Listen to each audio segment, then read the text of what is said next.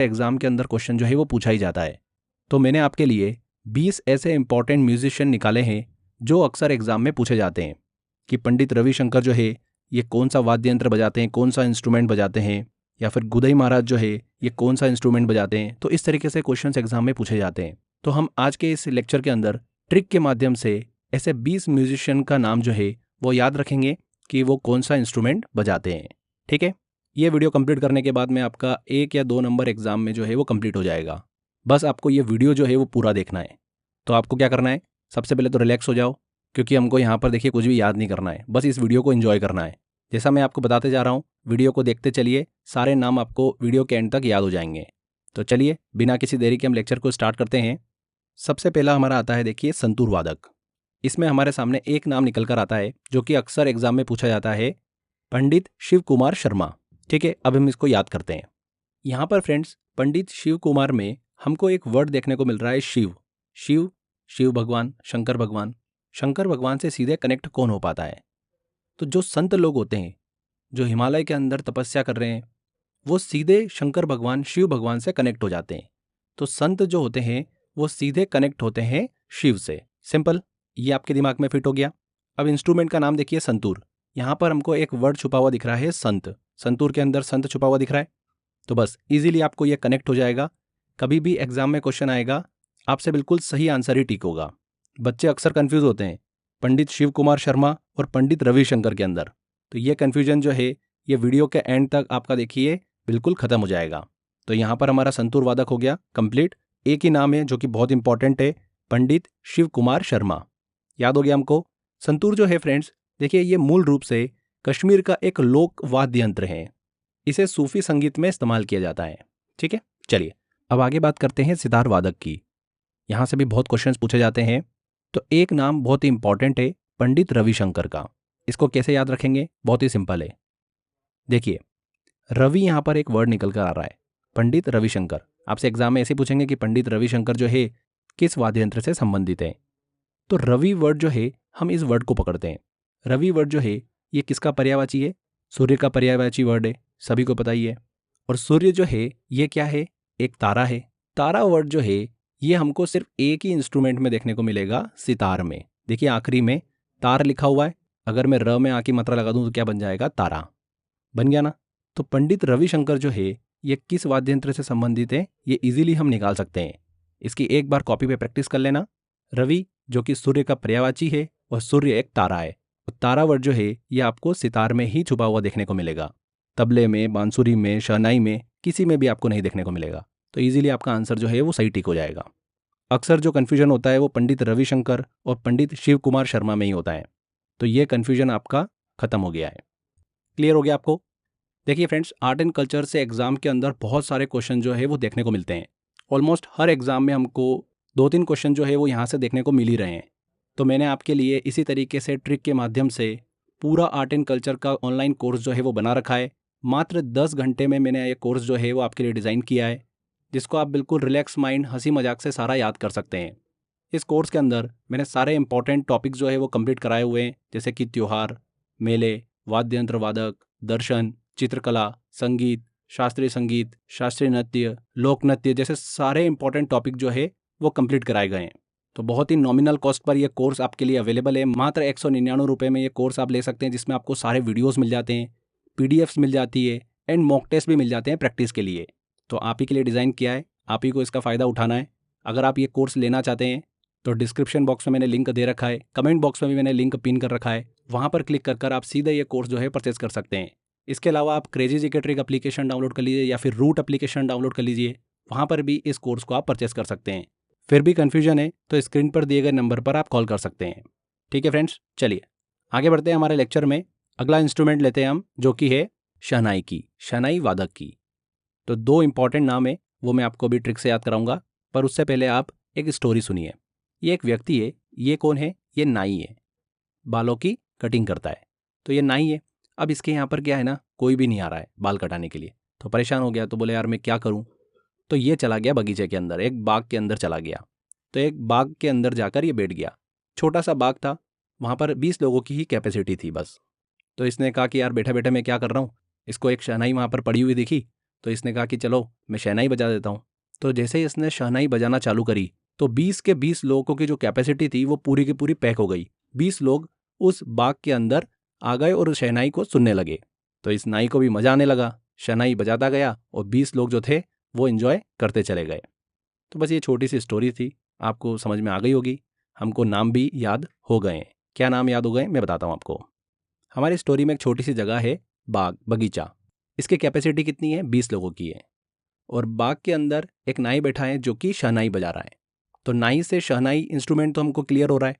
बाग से हमारा बन जाएगा बागेश्वरी, बागेश्वरी कमर। और 20 लोगों की कैपेसिटी है तो 20 से बन जाएगा हमारा बिस्मिल्लाह खां। क्लियर हो गया? तो ये दोनों व्यक्ति किस इंस्ट्रूमेंट से संबंधित हैं? शहनाई से संबंधित हैं। बिस्मिल्लाह खां और बागेश्वरी कमर जो है ये भारत के प्रसिद्ध शहनाई वादक हैं। वेरी वेरी इंपॉर्टेंट है, बहुत बार यहाँ से क्वेश्चन पूछा जाता है। बिस्मिल्लाह खां का नाम तो सभी को पता ही होता है, यहाँ पर बागेश्वरी कमर का नाम जो है ये बहुत इंपॉर्टेंट है। क्यों इंपॉर्टेंट है इस चीज़ को भी समझ लीजिए। बागेश्वरी कमर को 1983 में चंडीगढ़ में शहनाई क्वीन का ताज पहनाया गया था। ये भारत की पहली महिला शहनाई वादक हैं। बागेश्वरी कमर जो है ये उस्ताद बिस्मिल्लाह खां के जो एकमात्र अनुयायी हैं जगदीश प्रसाद कमर, उन्हीं की बेटी है। तो भारत की पहली महिला शहनाई वादक जो है वो कौन है? बागेश्वरी कमर है। तो इनसे रिलेटेड एग्जाम में क्वेश्चन जो है वो पूछा जाता है। क्लियर हो गया आपको? बिस्मिल्लाह खां की बात करें तो ये हिंदुस्तान के प्रख्यात शहनाई वादक, इन्हें सारे अवार्ड मिल चुके हैं। सभी पद्म अवार्ड से सम्मानित किया जा चुका है। साथ ही में भारत रत्न भी इनको दिया गया है। 2001 में इन्हें भारत रत्न से सम्मानित किया गया था। तो ये चीज़ भी आप दिमाग में रखिएगा। चलिए अब अगला इंस्ट्रूमेंट लेते हैं हम इसके बाद, जो कि है मृदंगम। मृदंगम के बारे में मैंने कोर्स में देखिए अच्छे से डिटेल में डिस्कस कर रखा है, फिर भी मैं एक छोटा सा पार्ट जो है वो आपको बता देता हूँ। ये जो इंस्ट्रूमेंट है ये ढोल के समान ही होता है, बस एक छोटा सा अंतर होता है कि ढोल के दोनों सिरे जो होते हैं वो समान होते हैं, जबकि मृदंगम का एक सिरा जो होता है वो काफ़ी छोटा और एक सिरा जो होता है वो काफ़ी बड़ा होता है। ठीक है, तो बस ये एक ढोल की तरह है, इसको बस इतना दिमाग में रखिए। अब मृदंगम वादक में एक नाम बहुत ही इंपॉर्टेंट है जो कि अक्सर एग्जाम में पूछा जाता है, वो मैं आपको अभी ट्रिक से बताऊंगा। देखिए ये एक व्यक्ति है, इसने देखा कि ये मृदंगम यहाँ पर रखा हुआ है।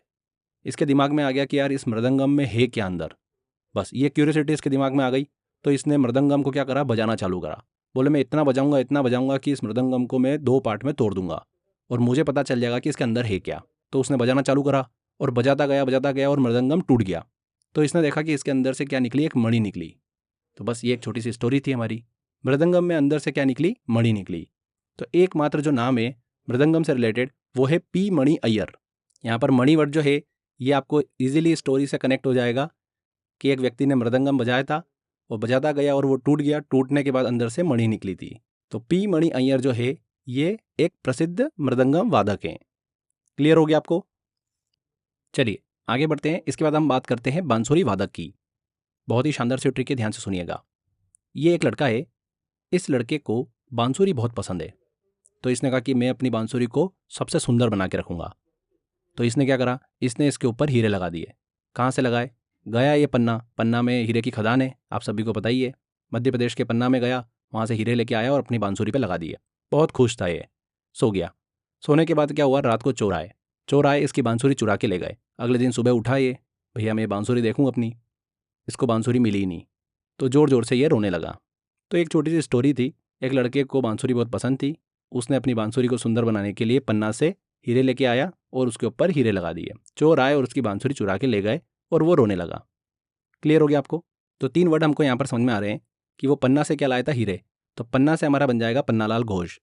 चोर उसकी बांसुरी चुरा के ले गए थे, तो एक नाम है हरिप्रसाद चौरसिया। इसमें चोर वर्ड जो है ये आपको कहीं ना कहीं देखिए देखने को मिल जाएगा, तो ये कनेक्ट कर देगा स्टोरी से। तो हरिप्रसाद चौरसिया जो है ये भारत के प्रमुख बांसुरी वादक हैं। और लास्ट में ये रोने लगा था, तो रोने से हमारा वर्ड बन जाएगा रोनू। तो पंडित रोनू मजूमदार जो है ये भारत के प्रमुख बांसुरी वादक हैं। तो ये 3 नाम हमको समझ में आ गए, पन्नालाल घोष, हरिप्रसाद चौरसिया और रोनू मजूमदार। क्लियर हो रहा आपको? नाम आएगा सीधे आपकी स्टोरी दिमाग में चलेगी और आंसर आपको टिक हो जाएगा। इसमें सबसे इंपॉर्टेंट है पन्नालाल घोष, बहुत बार एग्जाम में यहाँ से क्वेश्चन पूछा जाता है। चलिए आगे बढ़ते हैं। अगला हमारा इंस्ट्रूमेंट आता है वायलिन। वायलिन वादक की बात करें तो इसको आप ऐसे याद रख सकते हो। आपको पता है कि कृष्ण भगवान जो है इनकी जो भक्ति की जाती है वो पूरी तरीके से लीन होकर की जाती है। कृष्ण की भक्ति जो करता है वो पूरी तरीके से कृष्ण में लीन हो जाता है। ये लीन वर्ड जो है ये हमको वायलिन में दिख रहा है, वायलिन दिख रहा है ना, और जो कृष्ण की भक्ति करता है वो उसमें लीन हो जाता है। तो यहाँ पर कृष्ण वर्ड हमको एक देखने को मिल रहा है। तो ऑलमोस्ट जितने भी आपको कृष्ण वर्ड वाले म्यूजिशियन दिखेंगे वो वायलिन वादक ही है, जैसे कि बाल मुरली कृष्णन, गोपाल कृष्णन, टी.एन. कृष्णन और विष्णु गोविंद जोग। यहाँ पर विष्णु भी देखिए कृष्ण का अवतार, गोविंद कृष्ण भगवान का ही नाम है, तो कहीं ना कहीं ये सब कनेक्ट हो रहा है। तो ये 4 इंपॉर्टेंट वायलिन वादक हैं जो कि आप इजीली याद रख सकते हैं। मैंने आपको बता दिया वायलिन में एक वर्ड है लीन, और लीन हो जाते हैं लोग कृष्ण की भक्ति में, तो कृष्ण वर्ड हमको देखने को मिल जाएगा। तो इस तरीके से आप अपना आंसर जो है वो सही टिक कर पाएंगे। तो ये हमारे कंप्लीट होते हैं वायलिन वादक। अब बात करते हैं, काफ़ी इंपॉर्टेंट है, तबला वादक की। बहुत सारे यहाँ से क्वेश्चंस पूछे जाते हैं, तो ध्यान से देखिएगा। तबला वादक की बात करते हैं फ्रेंड्स, तो आपने अक्सर एक नाम सुना होगा जो सभी को पता होता है, जाकिर हुसैन। जाकिर हुसैन भारत के प्रमुख तबला वादक हैं, ठीक है। बट एग्जाम में ये नहीं पूछा जाता है, और नाम पूछे जाते हैं। उनको कैसे याद रखेंगे मैं आपको बताता हूँ। देखिए एक लड़का है, इसको बनना है बिल्कुल जाकिर हुसैन जैसा, तो दिन भर ये क्या करता है, जाकिर हुसैन के वीडियो देखता रहता है। इतने वीडियो देखता है कि इसके दिमाग में जाकिर हुसैन बिल्कुल फिट हो गए। तो सो जाता है ये, तो सपने में भी इसको क्या है ना, जाकिर हुसैन ही दिखाई देते हैं। तो ये जाकिर हुसैन के सपने देखा करता है, उठता ही नहीं है। तो इसको उठाने के लिए क्या करना पड़ता है, इसके पेट में गुदगुदी करना पड़ती है। तो इसके पेट में क्या करना पड़ती है, गुदगुदी, तब ये अपने सपने से बाहर आ पाता है। तो एक छोटी सी स्टोरी है जो मैंने आपको भी बताई। एक लड़का है जिसको जाकिर हुसैन जैसा बनना है, तो ये जाकिर हुसैन के वीडियो देखता रहता है। इतने वीडियो देखता है कि जब ये सोता है तो सपने में भी इसको जाकिर हुसैन दिखाई देते हैं, और सपने से बाहर ही नहीं आता है ये। तो बाहर लाने के लिए इसके पेट में गुदगुदी करना पड़ती है। यहाँ पर जाकिर हुसैन ये वर्ड तुमको क्लियर ही है। बच्चा सपने में भी जाकिर हुसैन को देखता है, तो स्वप्न में जाकिर हुसैन को देखता है, तो यहाँ पर स्वप्न वर्ड से बन जाएगा हमारा पंडित स्वपन चौधरी। और इसके पेट में गुदगुदी करना पड़ती है, तो गुदगुदी से हमारा बन जाएगा गुदई महाराज। तो ये 3 नाम आपको क्लियर हो गए, जाकिर हुसैन, पंडित स्वपन चौधरी और गुदई महाराज। गुदई महाराज को एक और नाम से जाना जाता है, ध्यान रखिएगा, सामता प्रसाद के नाम से। दोनों नाम से क्वेश्चन एग्जाम में पूछा जाता है। यहाँ पर एक और चीज़ ध्यान रखिएगा, जाकिर हुसैन के जो फादर हैं उनका नाम है अला रखा खां। ये भी एक प्रसिद्ध तबला वादक है। एग्जाम में ये क्वेश्चन पूछा गया था, इसलिए इस चीज़ को ध्यान रखिएगा। जाकिर हुसैन के पिता का नाम क्या है, अला रखा खां है। तो ये 4 नाम मैंने आपको बताए, जाकिर हुसैन, पंडित स्वपन चौधरी, गुदई महाराज और अला रखा खां, ये चारों प्रसिद्ध तबला वादक। अब देखिए जो महाराज वर्ड है ना, अगर ये आपको किसी दूसरे के नाम में भी देखने को मिले तो भी आप उसका कनेक्शन जो है वो तबले से कर सकते हैं। जैसे अगर एग्जाम में क्वेश्चन पूछे कि किशन महाराज का संबंध जो है वो किस इंस्ट्रूमेंट से, कौन सा ये वाद्य यंत्र बजाते हैं, तो महाराज आपको दिमाग में आ जाएगा गुदई महाराज, ठीक है। तो ये तबला वादक हैं। वैसे किशन महाराज जो है ये भी तबला वादक हैं। ये क्वेश्चन भी पूछा गया था, इसका भी हमने कनेक्शन बना लिया है, तो ये क्वेश्चन भी आपका बिल्कुल सही होगा। तो ये यहाँ पर हमारे तबला वादक कंप्लीट होते हैं। इसके बाद अगला इंस्ट्रूमेंट आता है सारंगी। एक नाम है, कौन सा नाम है वो, साबरी खान। इंपॉर्टेंट है, इसको आप ऐसे दिमाग में रख सकते हैं। देखिए साबरी खान में आगे एक वर्ड है सा, और सा वर्ड से सिर्फ एक ही इंस्ट्रूमेंट है जो कि है सारंगी। इसके अलावा और कोई इंस्ट्रूमेंट नहीं है, हमको इजीली ऑप्शन में मिल जाएगा। अगर साबरी खान पूछा आपसे एग्जाम में कि साबरी खान किस वाद्य यंत्र से संबंधित है, यहाँ पर हमको आगे का अक्षर पकड़ लेना है सा, और सा से एक ही इंस्ट्रूमेंट है सारंगी। दूसरे आप जितने भी इंस्ट्रूमेंट देखेंगे उनमें सा वर्ड आपको नहीं देखने को मिलेगा। बांसुरी ले लो, शहनाई ले लो, वायलिन ले लो, संतूर ले लो, तबला ले लो, कोई भी आप देखिए इंस्ट्रूमेंट लेंगे उसमें आपको सा वर्ड जो है वो नहीं देखने को मिलेगा। ये एकमात्र सारंगी में ही देखने को मिलेगा। तो सारंगी वाद्य यंत्र से रिलेटेड एक ही नाम, साबरी खान, ठीक है। इसके बाद अगला इंस्ट्रूमेंट आता है वीणा। यहाँ पर एक चीज़ ध्यान रखिएगा, वीणा वादक में हमको एक नाम दिमाग में रखना है, एम.एस. सुब्बुलक्ष्मी। एम.एस. सुब्बुलक्ष्मी से रिलेटेड बहुत सारे क्वेश्चंस पूछे जाते हैं, और ऑलमोस्ट सभी को पता है कि ये वीणा वादक है, first musician ever to be awarded the Bharat रत्न।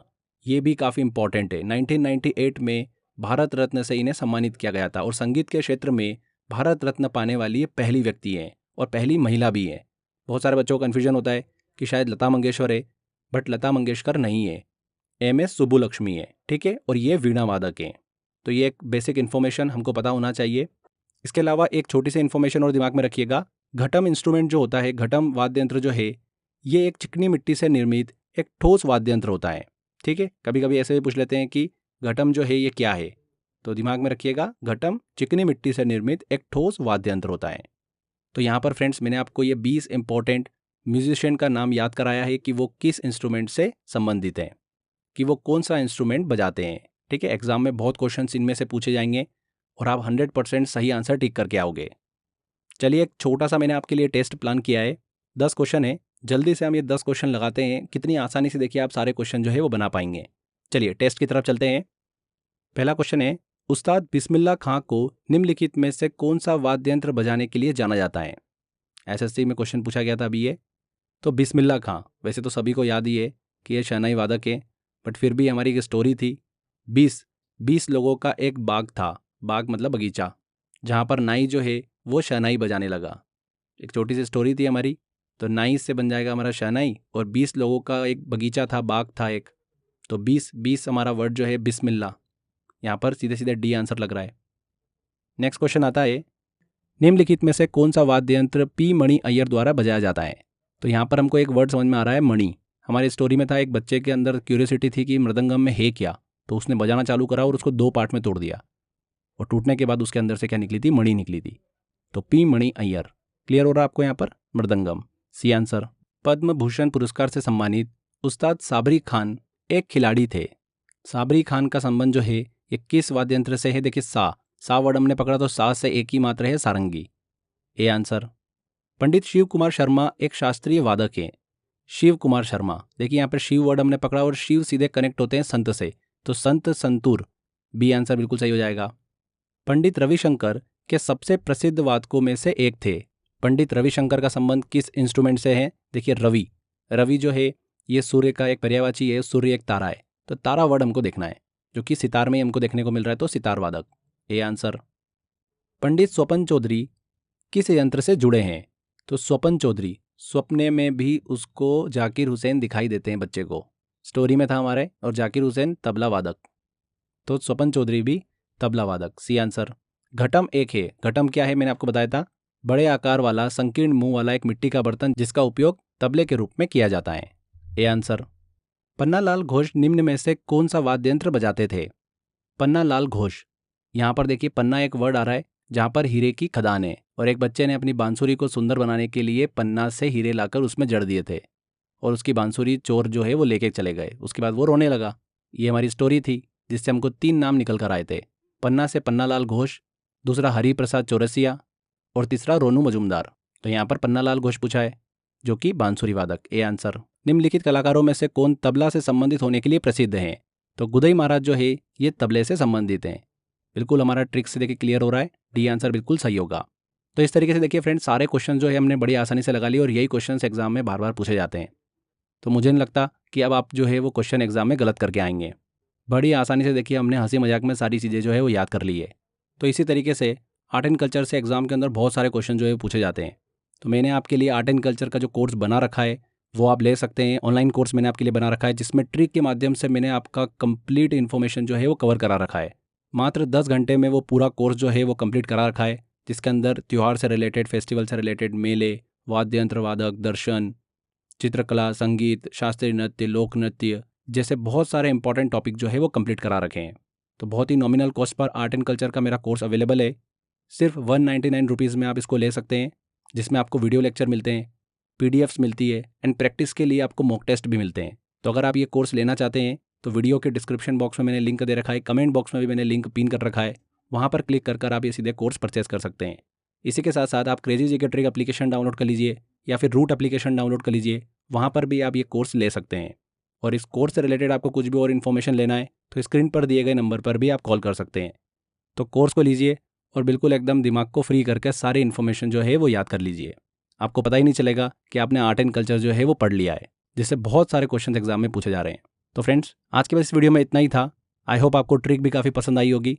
तो अगर ट्रिक पसंद आई है तो वीडियो को लाइक ज़रूर करिए, शेयर करिए, और कमेंट करके ज़रूर बताइएगा कि वीडियो कैसा लगा। अगर आपने अभी तक चैनल को सब्सक्राइब नहीं करा है तो सब्सक्राइब भी कर लीजिए। मिलते हैं फ्रेंड्स अगले वीडियो में।